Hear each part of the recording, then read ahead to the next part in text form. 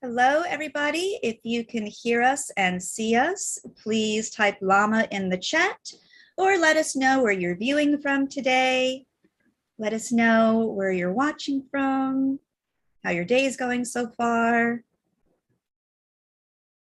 We have hello, guten Abend. Hello. Wait for a couple more comments. Let the chat warm up a little bit. Oh, British Canadian, British, what am I saying? Canada, British Columbia, Canada. We have some llamas, another Canada. Welcome, everybody. All right, I think we can get started. Hello, everybody. My name is Kitty, and I will be your host for today's Etcher Mini Workshop Preview. We are here with Anastasiia, who is going to be teaching you how to paint a realistic acorn in watercolor. So if you have any questions for Anastasiia, please put them in the chat in all capital letters so I can see them more easily, just like this. And if the question is relevant to what she's doing at the moment, I will ask at that time. If not, I'm going to hold it until the end when we have our question and answer session. And also, if you decide to paint along today, I'd like to let you know about our private Facebook group. It's a great place to share your work, especially if you don't want to share it to the whole wide world. It's a really lovely place where people are very supportive. You can always get some feedback or just say, hey, look at my lovely picture. And also Anastasiia is part of the group, so she might be able to take a look at some of your work if you tag her, and she can give you some feedback and make some comments. So I'm going to put that link into the chat right now. Here we go. All right, and from here, I'm going to hand this over to Anastasiia. Who'll tell us more about what we're going to do today. Anastasiia, take it away. Thank you. So I will quickly introduce myself. So my name is Anastasiia, and you can find me on Instagram or on Facebook as Natura Illustrata. And this is my project that is focused on realistic illustrations of natural subjects, mainly plants, animals, and mushrooms. And my main medium is watercolor, so that's what we're going to do today. I will teach you my technique. I use a multi-layered watercolor technique, I call it this way, and I will explain you later what do I mean by that.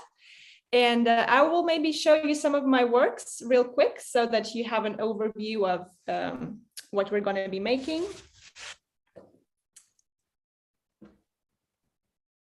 So this is a composition that we will be painting during the mini workshop. So we're going to paint something similar, but with also an acorn in the middle, so like autumn leaves. Then I will show you some mushrooms here, which are one of my favorite subjects as well. So everything here is done with watercolor. Pine cones. And this technique allows you to build layers of watercolor gradually. And this way you end up with a three-dimensional and realistic effect. And you don't have like a stress of making all of the shadows in the beginning. And you can work gradually and build your painting step by step. So basically that's the main advantage of this technique. These are so beautiful. I love the colors in that purpley blue mushroom. And actually, we have a question for you. Do you sometimes work with flowers? Do you do flower pictures as well? I do, yes, I do. I have lots of flowers, actually. I don't have one here nearby, but you can also check my Instagram, and I think you will find you will definitely find flowers there as well. Great. And I just put the link to Anastasia's Instagram into the chat for everybody. Thank you. All right.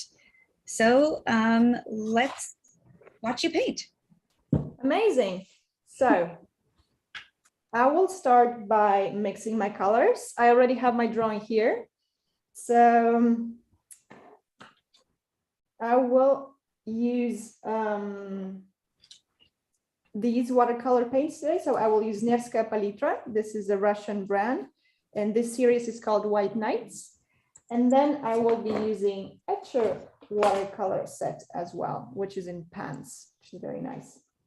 I will be using Etcher brushes. I will be using the big one. This is number 8. And then a couple of medium ones, maybe the 6th one. And I think something like number 2, I think, or 3, maybe 3. Yes, so the most important thing about in brushes is that you should have a synthetical brush with a sharp tip. So all of these have very sharp tips. So this is really important for details. So I'm using also a ceramic palette, as you can see here, and a glass of clear water. And just in a second, I will mix my colors. So I'm not mixing all of my colors right away, but I will first mix, I will show you the reference maybe first. So what I will be doing in the beginning is I will be giving a basic tone to my acorn and to this part of the acorn. So I will try to mix a light color, which is something close to this area. And then I will use, I will mix another light color for this upper part, which will be like a mix of ochre and something like this. And then later on, I think I will mix the colors for like the brown colors for the actual acorn. So I will mix the color first. I will take, maybe I will move the palette this way so you can see some ochre.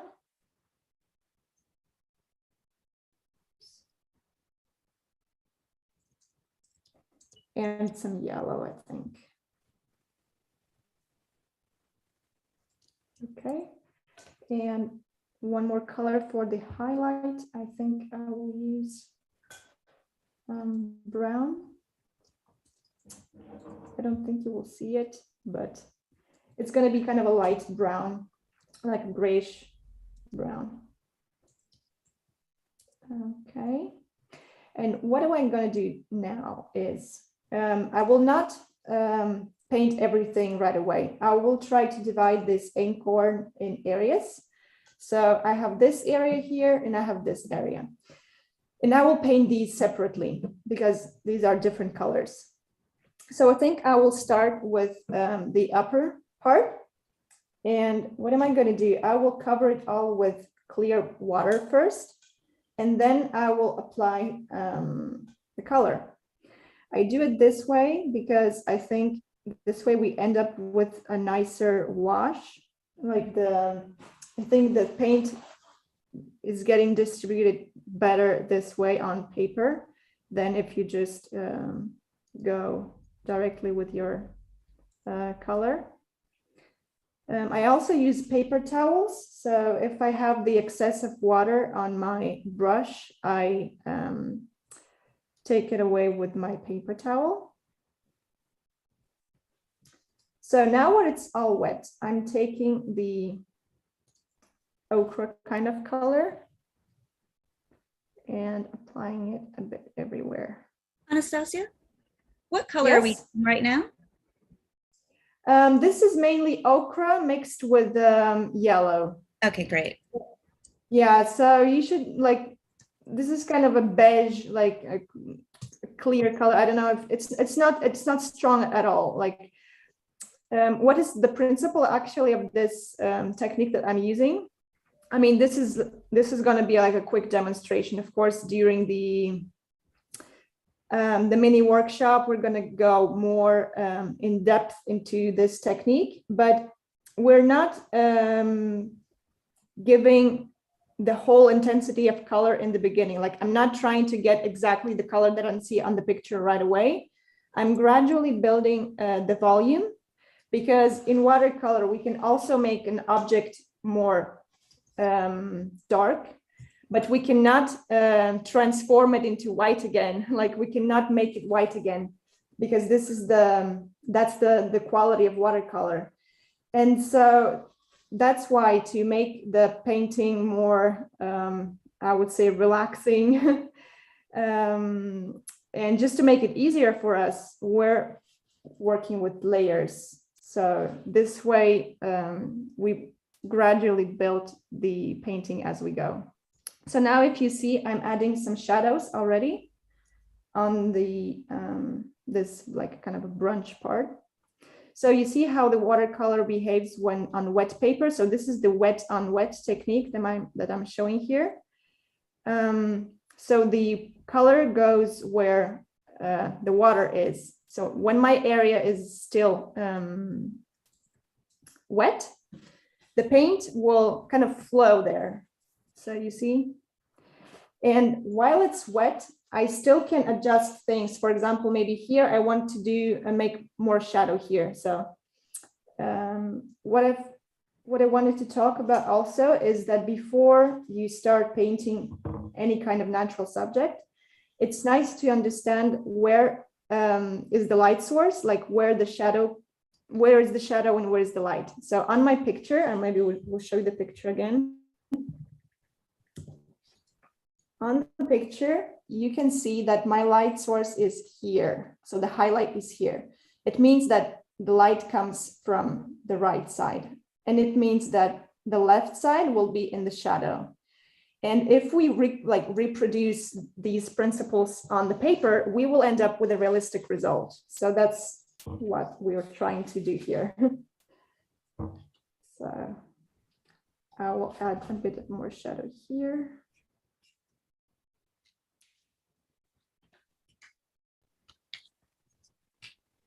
Okay.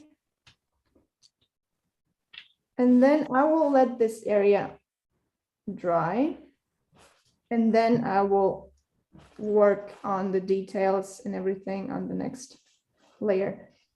I will also put some yellow here because on my reference, this kind of tip is yellow. So I will mix a bit of ochre with yellow again. Just like this. And there, are you going in just wet on dry? Yeah, I'm just because this area is really small, so I'm not worrying too much that like the wash will not be very clean. You know, like this is a really small area, so I'm not putting the water first and then the color. I'm going directly with the color. I see. So what I will do now, I think I will dry this layer with my hair dryer. Just a second. Okay. Sorry for. It'll mute it.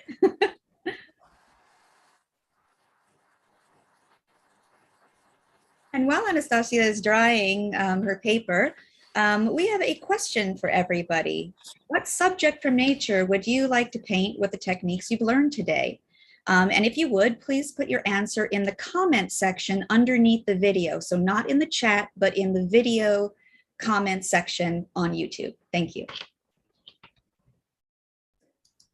So what I will do now is I will cover the body of the acorn with water, but I will avoid the highlight area. So you can see it maybe here. Yes, I don't think my lines are quite light. So I don't know if you can really see it, but it's there.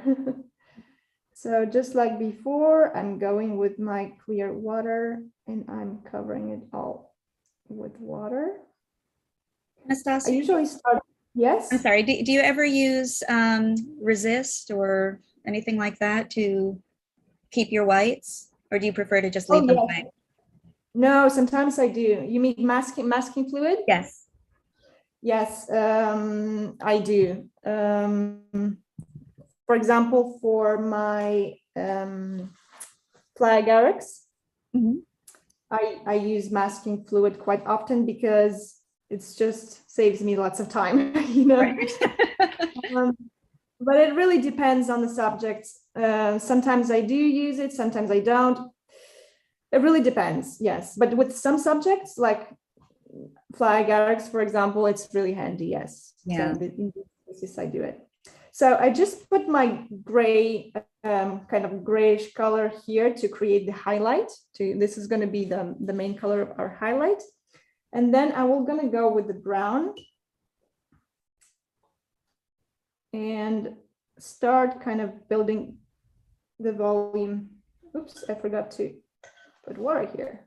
And can you let us know what color you mixed to get your gray, or is it the same gray from before? The gray was a little bit of blue. Doesn't matter which blue you have. I think ultramarine or indigo, any kind of blue will work out. And then I used a bit of ochre.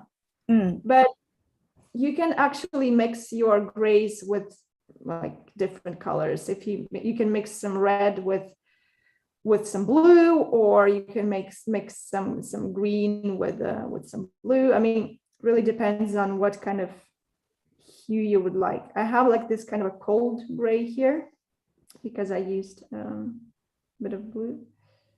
Okay. So I'm trying to cover it all with paint uniformly. And then I will take my brown color and go here.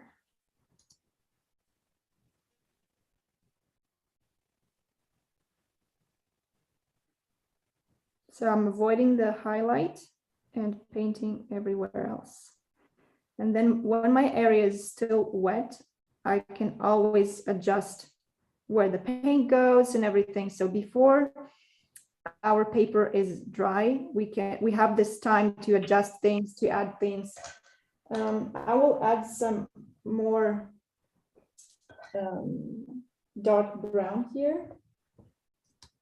Just a second.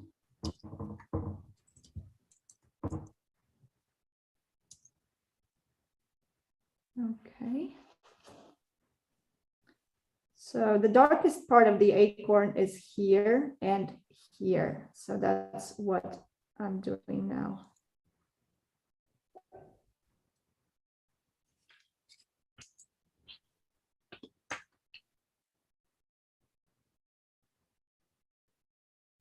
And then, so these are the first layers. I actually always build my first layers with the wet on wet technique.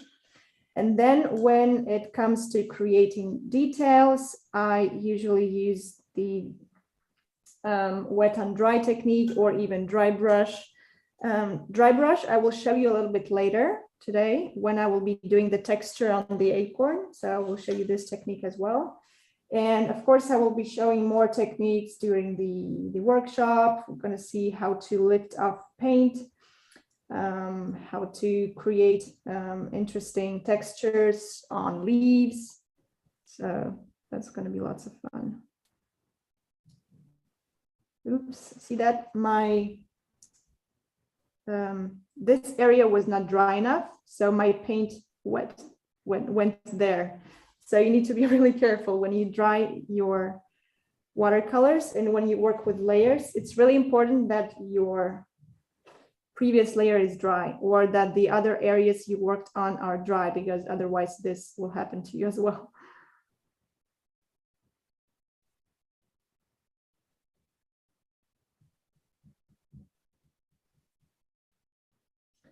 Okay. And maybe now I will mix one more brown, like a really strong one. Just a second.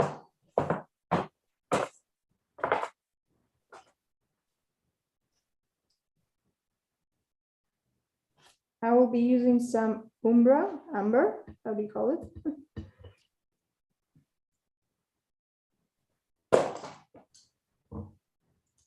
Mixed with this color.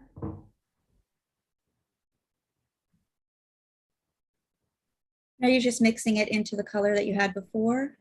Yeah, I don't, I can also, I always recreate the color I had before, because it was like an easy color. It was just some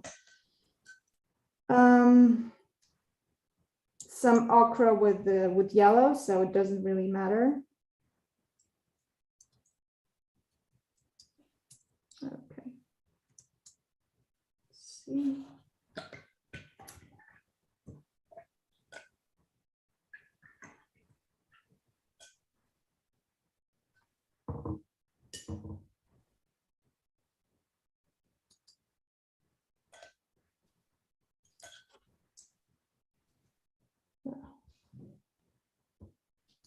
I'll mix it again.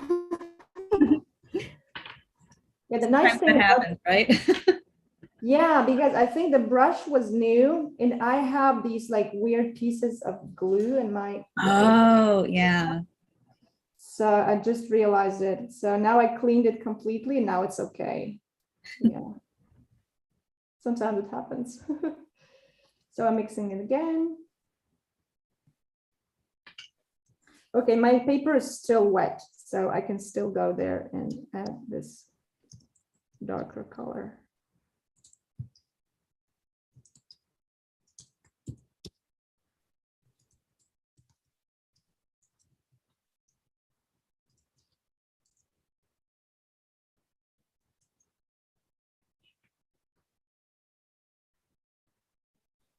Okay.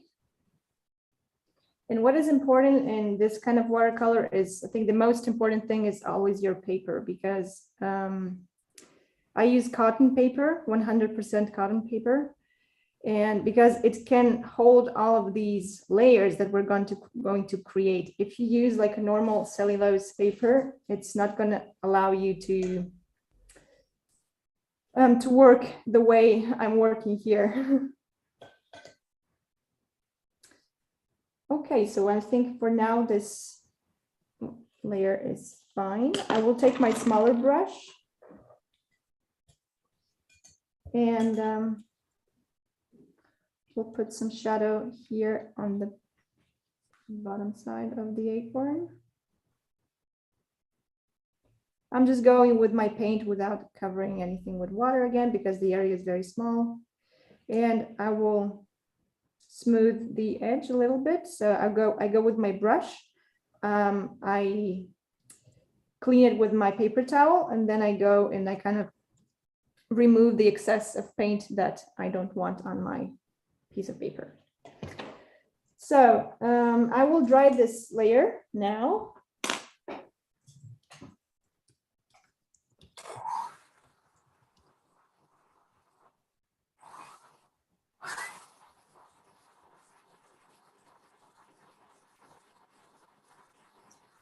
So while that's drying, I'm going to answer a question from the chat here. We're asked about, are the Etcher paper sketchbooks 100% cotton? Our signature sketchbook, which is coming out again on October 15th, does have Fabriano 100% cotton paper in it. And you can get hot press or cold press. And again, that only comes out once a year, and it is October 15th is the launch. Okay, so now I will continue working on the upper side. I will take some ochre again.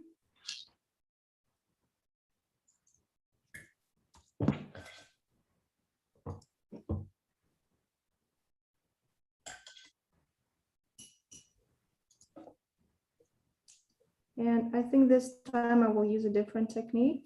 I will go and apply the paint first, and then I will soften the edges just like I did before with the clean brush.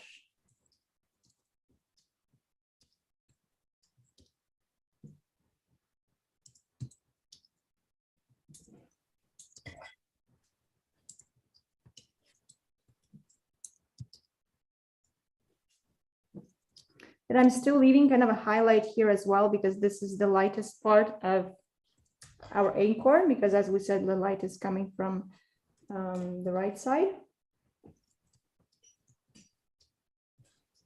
Then I will darken this part as well.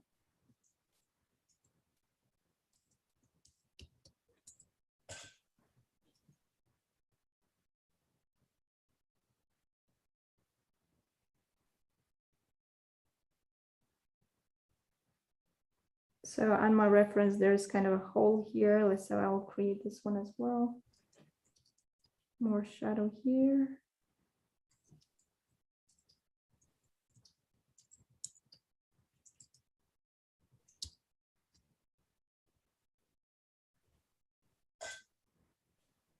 Okay. And again, I'm smoothing my edges to create smooth transitions. So I think now I will work more on the body of the acorn again. And I think I will mix one more brown here, like a really, really strong one. Just give me a second. So I will add more of this here. Maybe this.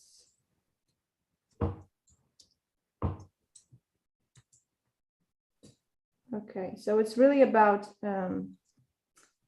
before I was having more water on my brush than color, and here it's going to be the opposite. I will use more color than water, and it gives us different results. So if you want to have a light wash, you use more water and not a lot of color.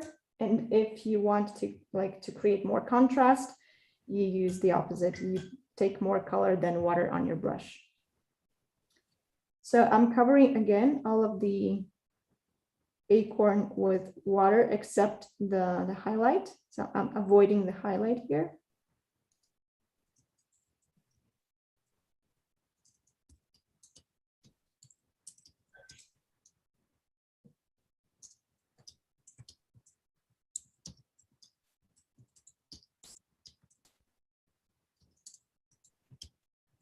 Okay, now when all the area is covered, I'm going with the first brown. I'm going to darken this area a bit.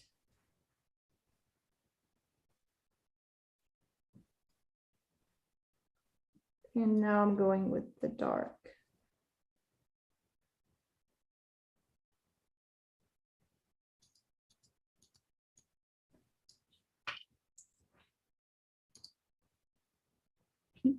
We have a comment in the chat saying, so far it looks amazing. Wow, thank you so much. It really does. I mean, especially for, I mean, you haven't been painting for that long and it's really coming together so quickly. Yeah, I mean, this is the magic of this kind of technique, like especially the wet on wet technique, is that you can instantly create volume and you can instantly make the object look realistic. And then of course, if you put more time into your work, it's going to be even more detailed, even more realistic. But as you can see, even in this short amount of time, you're able to create volume.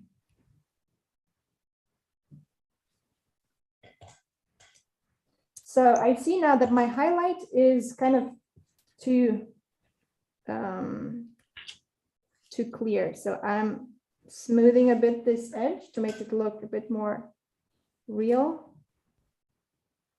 This way. Oops. So this is like the lift of paint technique as well. So when the paper is still wet, you can lift some of your paint and make it whiter, but you can do it only when the paper is wet. If you want to do the same thing when the paper is dry, you need to wet it with your brush, and you can try to do the same thing. The only thing that, depending on the paper you use, some papers allow you to do it and some papers do not allow you to do it. So it really depends on the paper. Today I'm using Fabriano Artistico, 300 grams, 100% cotton paper. And it is pretty nice for these kind of things. And I also like arches. Arches is really nice for this kind of techniques because it really allows you to create anything you want. So these are really nice papers.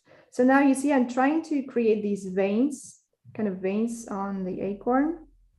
And I'm following the shape of the acorn. So I'm not doing like this kind of movements, or I'm just following its natural shape. That's what will make it look even more realistic. I'm adding some shadow here. So we also have this like kind of a small shadow underneath this like little cap. Okay. And then more shadow here.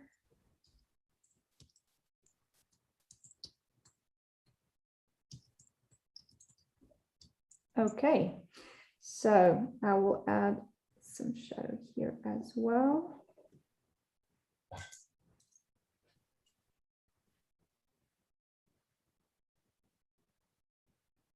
So while the body is getting dry, I will work on this area. I will not dry this one with the hair dryer. I will just try to be careful of not touching any parts of this area. I will like leave a small gap between this area and this one. This way they're not touching each other and I'm not mixing colors all together. So I will be creating some texture on this part of Acorn. I will take some ochre and some green. And we'll create this kind of light color. And I think at this stage, I will just do this kind of random movements here. And it will allow us to create an interesting texture in a small amount, in a short amount of time. This way. And I think I can show you here also the dry brush technique on the body of the acorn. What is it?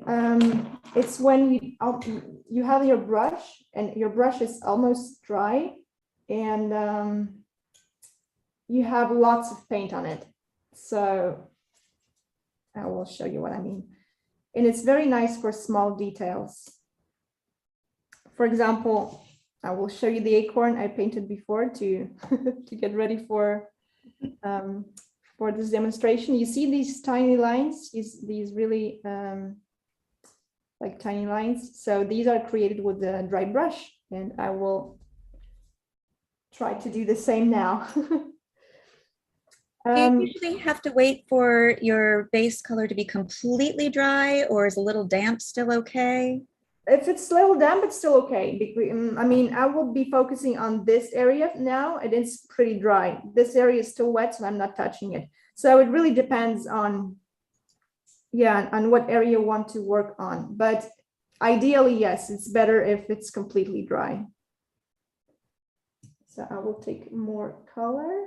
It's not that intense as I want it to be now. Okay. And you just make these kind of movements. Wait a second. So I'm really touching really light, like, see that? Oops.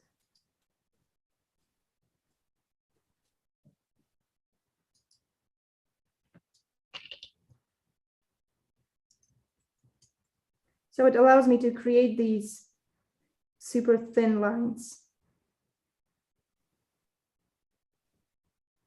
And again, I'm trying to follow the shape of the acorn.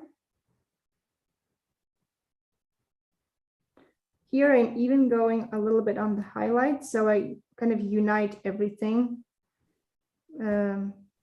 with this texture.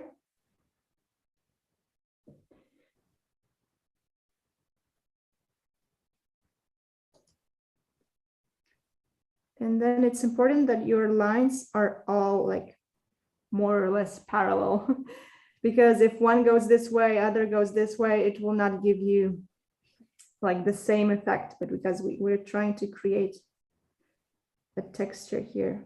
Like the acorns are shiny and they actually naturally have these kind of lines there. So we're trying to imitate the natural structure, natural texture of the acorn.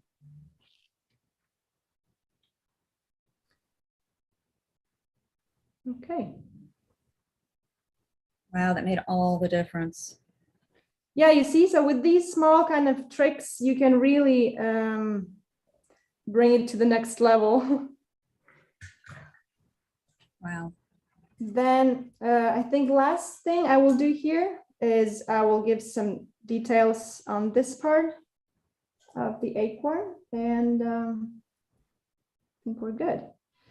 So I'm going with my greenish ochre color that I mixed previously, and I just underline the shadows of these like scales, or how would we call them,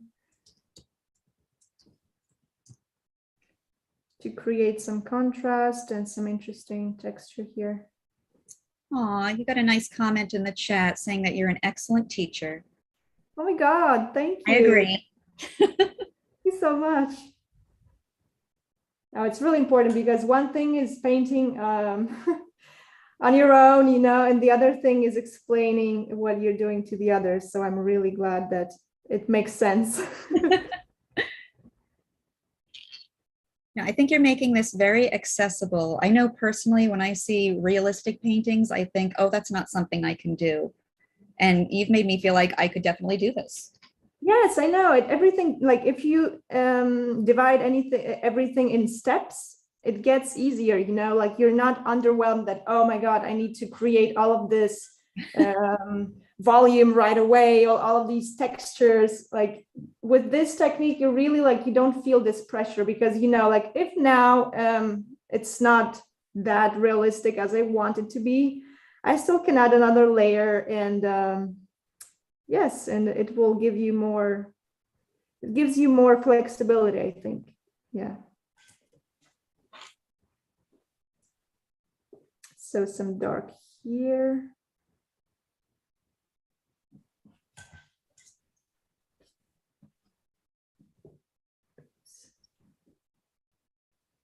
Here. And it's interesting to, I'm glad that I had the chance to show you this texture thing, because even on like small objects like acorns, you can make them interesting by adding these like small things like textures and stuff.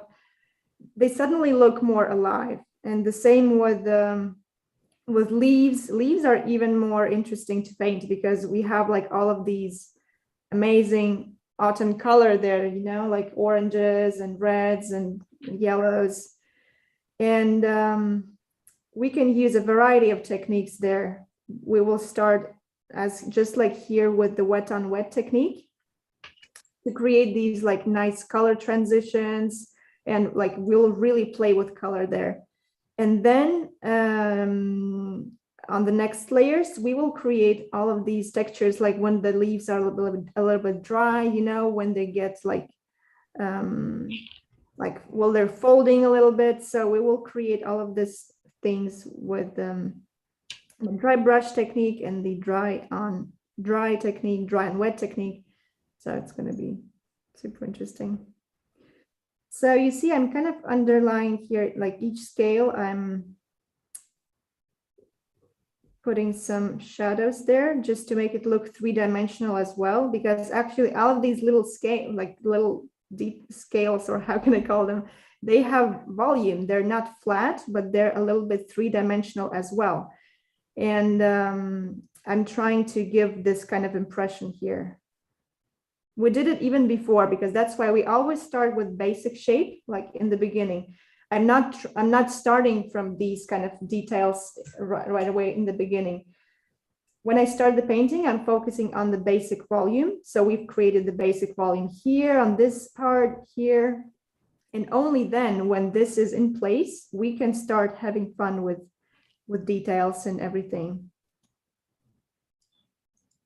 I feel like I know what that acorn feels like. Okay. I think this one is a bit too dark, so I'm going to go with my paper towel and lift it a little bit. Okay, so I think last touch, I will add some a little bit of more shadow on this area.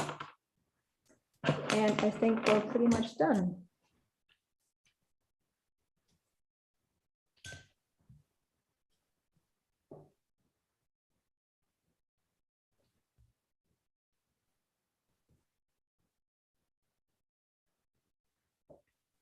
Okay, maybe I will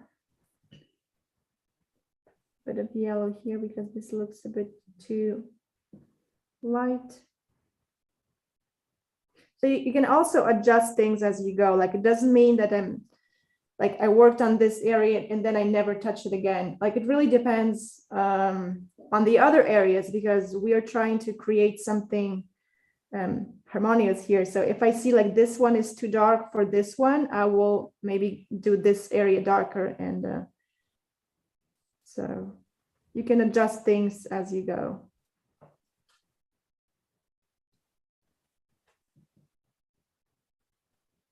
Some shadow here.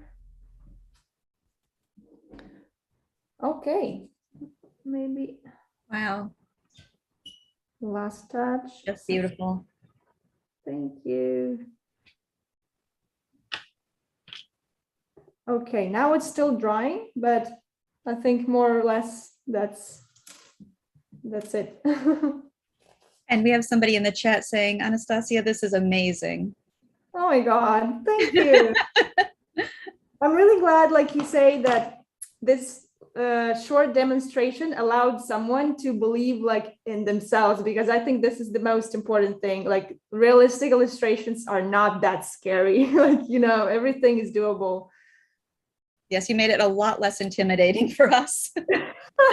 I'm so happy. Thank you, thank you, thank you. And we have a comment in the chat saying, I can't wait for the workshop. Hopefully there will be a pine cone in the piece, because the one that you showed is just gorgeous. You know, the pine cone will be included in the master class. Okay. Yeah, because for the mini workshop, you know, these are a lot of elements already. Yeah. And we will be having an acorn as well. Oh yeah, so there's a lot going on. It's going to be difficult to put a pine cone there as well. But during master class, we will like have everything. We will have a pine cone. I thought maybe we will add a mushroom there as well. So it's going to be like really like a little poster, like a botanical poster of different natural treasures. Nice. And there we will really paint lots of different textures, and pine cones definitely will be a nice fit there. So let's talk a little bit about the mini workshop. So Sure. Our mini workshop is 90 minutes, and it's where you can delve deeper into the techniques that we covered today. It's also a really wonderful way to support Anastasia and her work. So I'm going to put the registration in the chat right now, but in the meantime, why don't you let us know a little bit more about what we're going to be learning in the mini workshop specifically? Sure. So I will maybe put the artwork that we'll be doing during the workshop, like a similar, we're not going to go do exactly the same thing, but we're going to do a similar thing. So yes, we're going to go really in deep with the whole multi-layered technique, as I said. So I will show you how to create all of these nice color transitions here. So you see when you have like these yellows that turn orange, and then all of these like shadows here. So I will show you how to create all of these things. And then the little veins on the leaves. So I will show you how to realistically represent veins, because as you can see here, we will work with dark veins and with white veins. And we're going to be using two different techniques for that. So we're going to be covering this, and then textures, and of course we're going to create an acorn as well. So today it was like a very fast, I would say, introduction to the technique, but next time we will go even more in depth with the acorn as well. So yes, and I think after this mini workshop, you will be able to create basically any kind of leaves, actually. So leaves and also three-dimensional shapes. What is interesting is that we'll be working with flat, like almost flat shapes, even if I will be explaining in leaves, they're not completely flat, but we have volume here as well. For example, here you can see we have light areas, we have shadow areas. So I will be covering all of this as well. So how to create a 3-dimensional leaf, even if a leaf looks flat, it actually is not flat. And then again, we will work on a round object, like an acorn is more of has like a round shape. So we will be looking, like seeing the difference between these kind of different subjects. Yes, so that's it. That sounds amazing. And actually what you just said is great, because there's a comment in the chat that says, wow, this instructor is so great at explaining things and her work is incredible. Thank you. I've been wanting to paint tea leaves so too. Nice. Thank you so yeah, much. I mean, having these kind of techniques is amazing, because like you said, you can learn to do your own work as well, your own subjects, once you understand these. Because as you can see, the same methods are used everywhere, like even in mushrooms. These are super detailed, but even these are created with the same methods that are used in the acorn and in the leaves. So after having this knowledge, you will be able to create any kind of natural subject. For example, mushrooms as well. For example, here I use the masking fluid. Like someone asked me about it as well. So yes, actually the basic principles are always the same. Then you decide where to apply them, what kind of subject to apply them to. Great. So a couple more comments from the chat. Somebody says, wow, those leaves look like they just fell from a tree. I have to agree with that. And this was such a fun way to start my morning. Oh, hey, that's lovely. Hey, this is great. Thank you. You're all so nice. So let's open this up to a few more questions. And while you're putting your questions in the chat, I've got a couple that were from earlier. Do you know what kind of oak tree that acorn is from? Yes, I know. It's actually interesting because this is not it's kind of an unusual acorn because it's really long. And this kind of acorn grows here in the south of Italy, where I live.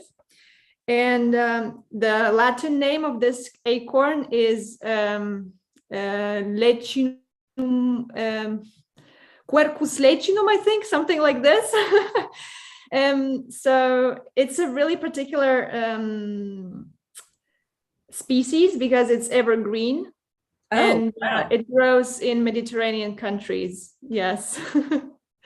So before moving here, I didn't know these kind of acorns existed, but here we have like a whole variety of different acorns. Like, it's really impressive. Oh, great. Okay, so a couple more questions here. Actually, I would like to address this one. The question is, if you purchase the class, do you have to watch only at the designated date and time? No, if you purchase the workshop, you get a recording of it a couple days afterward. So if you're unable to make it, it's always there for you to watch later.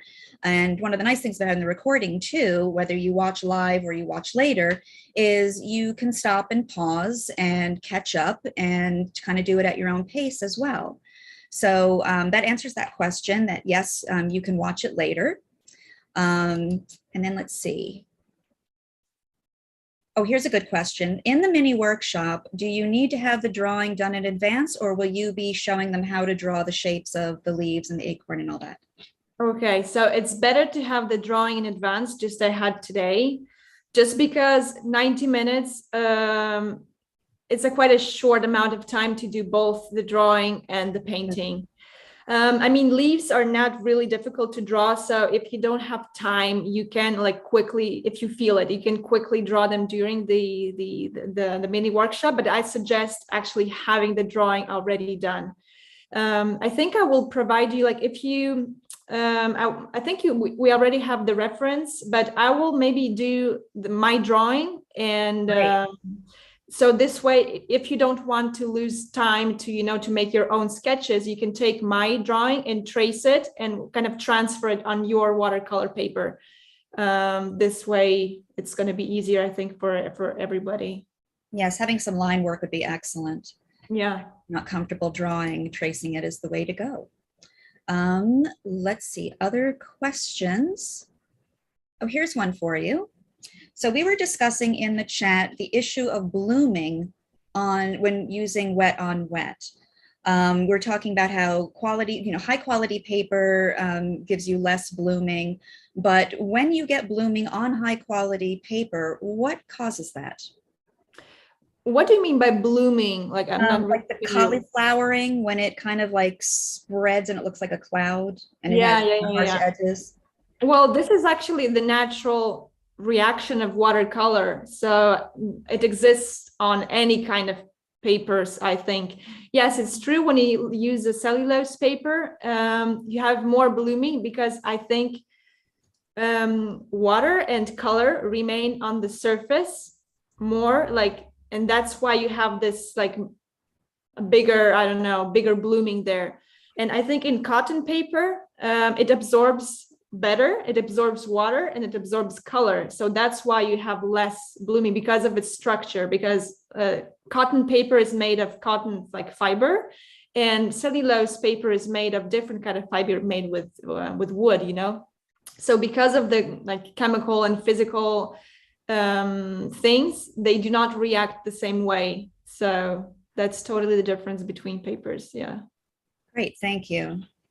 All of that can be so confusing, especially when you're new to watercolor and you're trying to learn about all your materials. And I know, but really paper, in my opinion, I think paper like is the only thing you should not save money on. Like buy good paper, definitely, because especially when you're starting out and you make an artwork on bad paper, you don't even know if you don't really like your artwork, you don't know if it's a bad paper or your skills are not good enough. You're confused. But if you're using good paper, at least you know that it's not the problem of your paper, So, and then just like I said before, some of these effects, like especially like these or on the mushrooms, like this would be impossible to create on a regular paper or even on cellulose paper, So investing in good paper is important. Right. Let's see. How do I find Anastasia's masterclass? So the masterclass might come after the mini workshop. So the mini workshop is the first step, and then there might be a masterclass afterward. So the mini workshop is the first place to start. And I'm going to go ahead and put that link into the chat again. Actually, I'm going to put links to our mini workshop, our Facebook group, in case you would like to share and get some feedback from Anastasiia, and also the link to our feedback survey, because we would really like to hear about your experience here today so that we can continue to bring you content that you're going to love. So that is all in the chat right now. And again, the mini workshop is 90 minutes, more of what we did today, and it's a great way to support Anastasiia. Yeah, and about the masterclass, we'll go actually gradually, because the things during the masterclass will be really advanced. So like if we want to go step by step, mini workshop is an amazing way of like learning more that we learned today, and it will give you a base, like and enough knowledge to go there and see the masterclass, because the masterclass will be maybe a bit too advanced now, I think. Good point. And somebody's also saying that in the mini workshop, they hope that the leaves will be identified. Yes, we can definitely do this. Yeah. Great. Awesome. Okay. Sure. So everybody, it looks like our time is up. I would like to thank Anastasiia for all her wonderful tips and everything that she shared with us today. Thank you. Thanks for everyone who joined today. Thank you, Kitty. And we also do these live demos every couple of days. So please subscribe to our channel and turn on the notifications so you can stay up to date and be alerted when we go live. Also, we have our Make More Art podcast, product demonstrations, and much more. So again, thank you, Anastasiia. Any final thoughts before we wrap up? Thank you. No, just wanted to say thank you to everyone who found time to come join us here live today. It was a real pleasure reading all of your comments through Kitty. So Thank you so much. And I'm really glad that you find realistic watercolor less scary. So that was like, I think that's the most important thing. So it's never too late to start watercolor, or even if you know how to paint with watercolor, but you want to do maybe more advanced things, it's totally doable. Great. All right, everybody. And thank you, everyone, for watching today. And until we see you next time, make more art. Bye-bye. Bye-bye.